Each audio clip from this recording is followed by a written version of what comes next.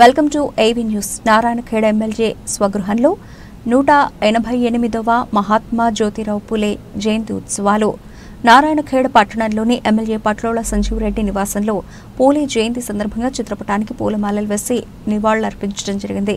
ఈ సందర్భంగా వారు మాట్లాడుతూ పూలే భారతదేశ స్వాతంత్ర్యం కోసం పోరాటం చేసిన మహనీయుడని, బీసీల అభ్యున్నతి కోసం పాటుపడిన వ్యక్తిని, పూలే సతీమణి స్త్రీల అభివృద్ధి కోసం ఎనలేని కృషి చేశారన్నారు.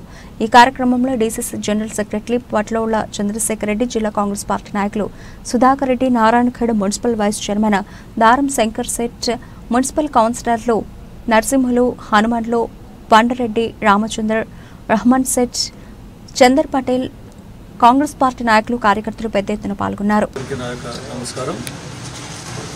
జ్యోతిరావు పూలే స్వాతంత్రం గురించి కానీ, తర్వాత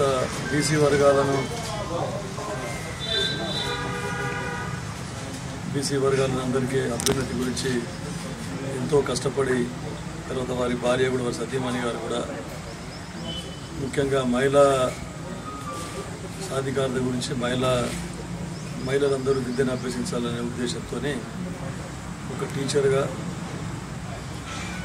బీసీ వర్గాల అభ్యున్నతికి పాటుపడడం జరిగింది. కాబట్టి ఈరోజు ఆయనను స్మరించుకుంటూ, ఇంకా కూడా మన ప్రభుత్వం ఏదైతే ఉందో, మన కాంగ్రెస్ పార్టీ ప్రభుత్వం ఎప్పుడు కూడా బడుగు బలహీన వర్గాల ప్రభుత్వం, వారి సంక్షేమం గురించి పాటుపడే ప్రభుత్వం.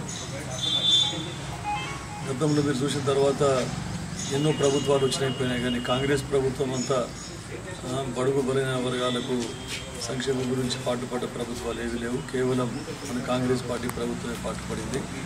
కాబట్టి ఆయన స్ఫూర్తితో మరొకసారి బీసీ వర్గాలందరి అభ్యున్నతి గురించి మనమందరం పాటుపడదామని చెప్తూ చూపిస్తున్నాం.